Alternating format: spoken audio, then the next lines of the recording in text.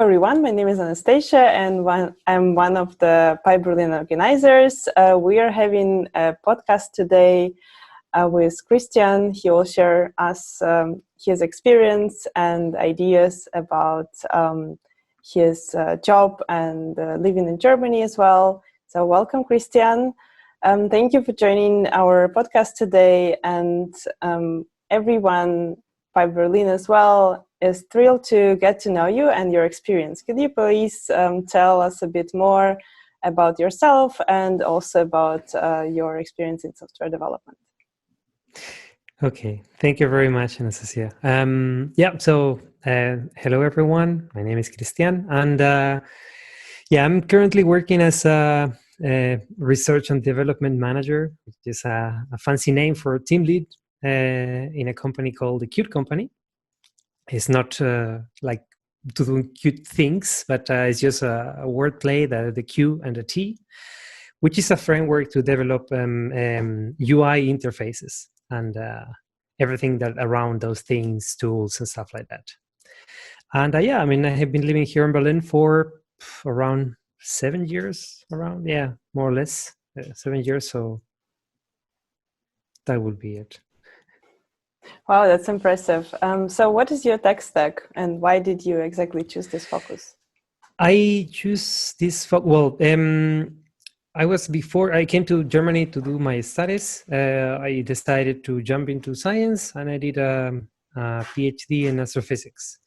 But then after that, I decided that I will missing out, to be honest, in the tech world. So I wanted to learn new things and not keep the old knowledge that I had. So I jumped again to the industry and I found this job here in Berlin. And my stack back then was C++ and Python. And in this company, the Qt company, they were looking for a C++ and Python developer, which was not so common because the company, it was purely C++. So it was a nice surprise and apply, and I was lucky enough to get the position. So yeah, C++ and Python mainly, besides all the bash scripting and these kind of things, but mainly those. Which one you like the most? Such a complicated questions. We don't have not even 2 minutes, and I need to decide a team now. I had said that I enjoy Python better, and this is usually my language to go when I need to do something, prototype things. My brain and my fingers start to write Python code, and sometimes I need to go, into performance, low level stuff, and then that's the case. I go for C++, but I can say Python.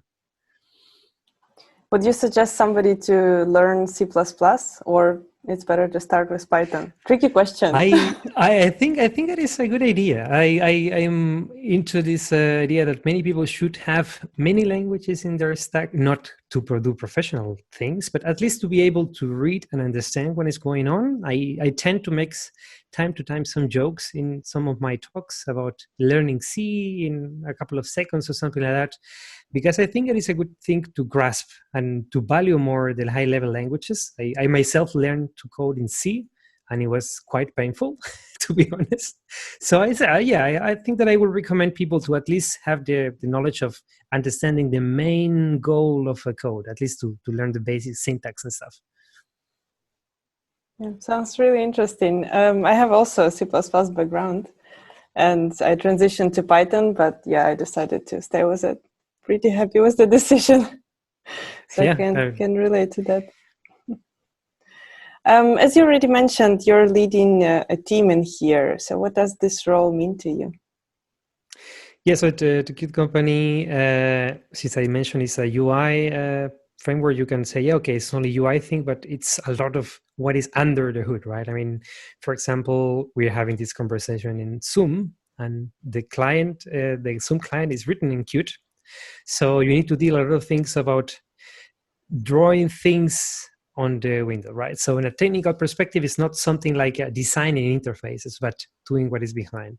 So leading teams on that area of what is going on behind the curtains, it's quite challenging, to be honest. I'm lucky or unlucky that my team is kind of 3 small teams, which are way different areas. So it was kind of thrilling to jump into it, and I said that it was a huge step in my professional life. So it means a lot. There's a lot of funny things, new things that you learn, but also it's kind of, you need to get used to it and learn a lot of new things. So it's challenging, but so far so good. Can you share us how does your day look like at work?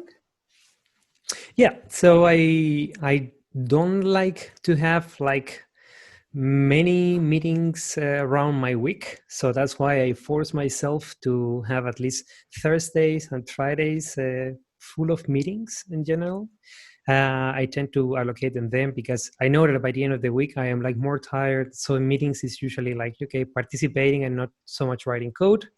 And since I still have this position that I am 50% software development still, I try to leave like Monday, Tuesday, and a little bit of Wednesday for writing code. But I'd said that I start my day around maybe 9, having some coffee, first answer all the emails and get rid of all the messages and stuff.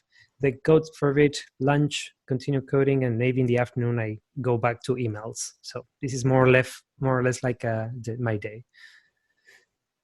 Yeah, sounds good. 50% of writing the code, that's a perfect leading position.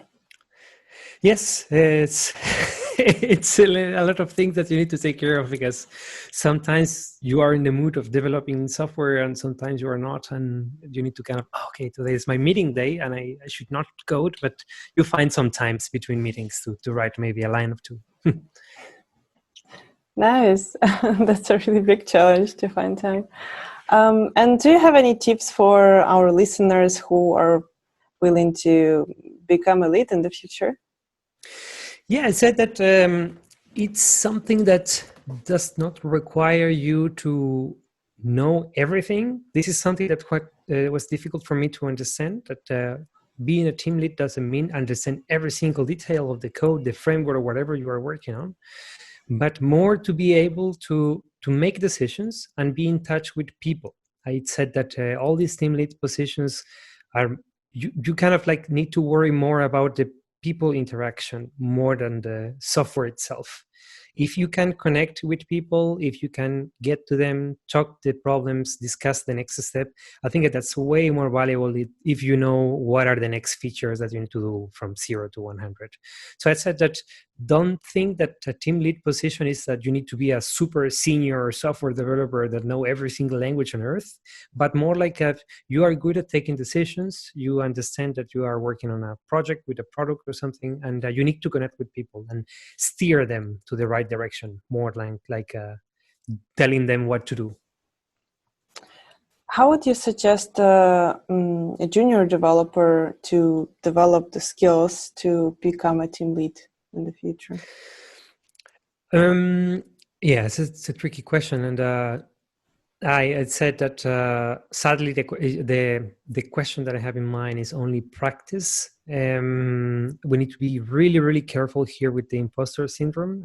I know that I don't know about you, Anastasia, but sometimes I also feel like myself that I don't know anything, and why I'm leading this team, or I will make the biggest mistake in my life or something. But the transition is more for me to be sure and not need enough, not need a lot of like guidance. For me, the difference between a junior and a normal software or senior software is that you have the independency of deciding what's good for the project, what's good for your team, which is something that I don't expect in a junior person. So you can learn these things by looking at your team, see what everyone is doing, see maybe doing some pair, not almost pair programming, but maybe pair thinking in the way of like, what is best to have next in this framework product or something. So it's mainly that, is try to gathering this independence by experience. So if you're a junior, please try to stick with someone that I know is a more senior to learn a few things, and that will be enough. Maybe in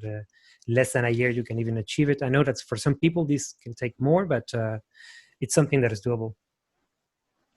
Do you think you can suggest something what to learn, how to prepare for this role up front?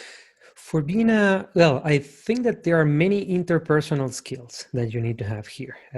I was lucky enough while I was in the university, I had the opportunity to be kind of like a team lead, of course, with a different perspective, in charge of a couple of people there, and take decisions or assuming mistakes of others on your shoulders. And this helped me a lot. If you haven't had this experience, you can be a team lead in different ways. Like when before Corona, of course, there were many activities in Berlin, that like workshops and these kind of things. And the organization or even a media group requires for someone to have some interpersonal skills, right? To connect with people, find speakers, organize an event, give an introduction talk. So I'd said that the advice would be something like get involved into projects that can somehow you can take responsibility of it, like maybe a little things activity, Hacktoberfest or something like that, that you can help organize, and then you can see if you like this idea of organizing stuff, and then you can be like towards that path of being a team lead. Sounds like a new challenge. Yes. Find a project to lead it in the future. Exactly. Yeah. There are many projects out there that I am pretty sure that even if there are many developers, they don't have a clear lead, so people can jump into them. Yeah, sounds really interesting. Would you like to share with us your experience living in Germany, and how the IT sector and working in IT is different from your country? Yeah, so the major things here, living in Germany was quite challenging, let's say, for me, in the sense of like when I arrived, I didn't know any German. I mean, maybe a couple of phrases, and also I didn't know anything else. And I always tell the story when the first time that I went to the supermarket, I bought many things and there were no bags, and I didn't know how to ask them, so I carry on my arms like a lot of things because I didn't know what was going on. But yeah, I think that thing could be over in a couple of maybe days, weeks. But on the other side, what is working in IT here, I learned the hard way that the mindset is completely different. I'm originally from Chile in South America, and I was raised in university, for example, that the person that works more is the person that is working better. So it was really common for me to stay late doing things and with projects and everything. And here I learned that that's not the way of doing it. I mean, I got some serious conversation when I started working in the company. I was told by my boss, like, hey, you are not supposed to work during the weekend. When I was telling something positive, right? I mean, I spend the whole Sunday working on these features, and no, you are not supposed to do that. Or when I was doing something like participating on a meetup event and giving a talk related to my work, he was saying, okay, how much time did you spend there? 1 hour. Okay, so you can take 1 hour off Friday or something, because it was still work. So this change in mindset was something that was hard for me to grasp and to understand that it was okay to maybe at 5 or 6 to turn off everything related to work and do my own things, go for a walk or something. But yeah, I think that's the main difference, at least from the South American experience that I had. That's really interesting. Yeah, I think as an expat as well, I also had similar challenges, and yeah, that's how we learn the hard way. Yeah. Not to do, yeah. But it's a good thing, right? I hope that now also you have some time now that you know that you can switch off and then continue with maybe your normal life besides work. Yeah, that's really nice. Yeah, we didn't have that much free time in Ukraine, because like you have to work a lot, and if you're working a lot, you're the best worker. As Exactly. you just said. Yeah, in Germany, like you have life besides work. It was so weird to see people like going around for shopping, or like it was what, like I was working. So, but yeah, I learned my way now, so I know that I can have a life besides working. Yeah, really nice. Did you have any other challenges at work with maybe colleagues or maybe code? While I was studying, I had a lot of challenges with English because in my country also the English education is not optimal. Well, let's put it this way: like if you are in a paid school, maybe you have a really good English level. But the school that I was kind of a weird mixture between like paying a little bit, but also it was a governmental thing. The English was not really well. My university also was not really well, nor common to have English classes. So I started to learn the hard way. And when I arrived here, I was really not fluent or anything close to it. I was struggling with past tenses and these kind of things, or even words that I didn't know how to explain when I went to the doctor. Back pain, okay, yeah, back pain, or this kind of thing, and the language in general was things. So I think that if someone already kind of like knows English, at least this person can survive in Berlin without many problems, I would say. I mean, still you have some things that you need to know in German, but yeah, I think that will be the other main issue, like real issue that I have. But besides this, I think that's it. Yeah, really nice. So just learn German and English. Yeah, it's easy, right? And C++ too, right? Yeah, sure. And start with C++, yeah. Exactly. Yeah, that's really nice. What is that inspires you in software development? What is that you like? To be honest, the way I entering this programming world when I was in high school, I mean, I was doing some really, really basic things, not even C, like maybe PHP or Batch. It was that you could do things that could change or affect, in a positive way, of course, the lives for the other people. And that's why I got so hooked into everything around open source and community in general.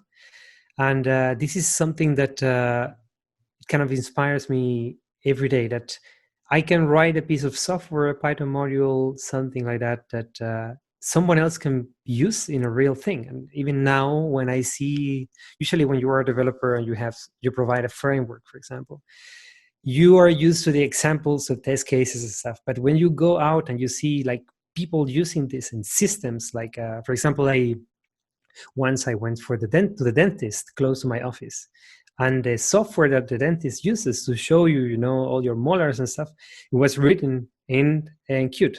And then I was like asking, well, in a weird position, because I was like, and it was, yes, it is Qt. Yes, you're right. But it's really, I would say it's surprising, because it's also, you can believe that maybe it's a little bit scary, like, oh, maybe they found this bug too. In the middle of some operation, but no. I think that this is just to change people's life and to see that, to make things that you write that can affect and impact other people, or even motivate more people to jump into this train of doing programming or doing around open source. Yeah, I hope they didn't find the bug that day. No, everything was fine. Okay. Yeah, I can see that you survived. I survived, yes. Yeah. And thank you for these nice insights. And to wrap it up, I would like to ask you about any advice that you could share with someone learning software development or being in software development. Yeah, I think that for this, the example that at least inspired me and at least that motivated me to learn software development is maybe it's a little bit cliche, but is the story behind Linux. The first time that when I discovered this thing, that someone was having some really just for fun project, sending an email around to a mailing list and saying like, hey, this is my little pet project, and I think that nobody will use it ever in their lives, but yeah, I want to try it, and you can try it here.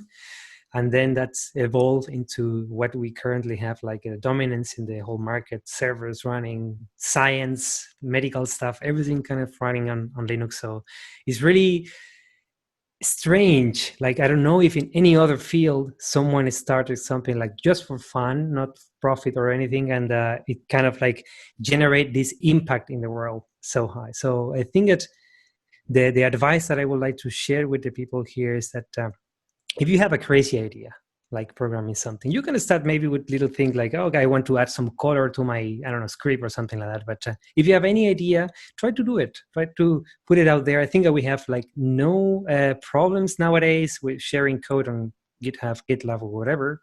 And everyone can reach everyone in the world with like a couple of clicks. And there are many communities around. So maybe one of your pet projects, maybe these crazy ideas, could become the next thing, right? The de facto thing, technology stacks or whatever that we use every day, or the future software engineers, of course, will use in every day. So I think that this will be the piece of advice that I will give away. Thank you. That's really inspiring.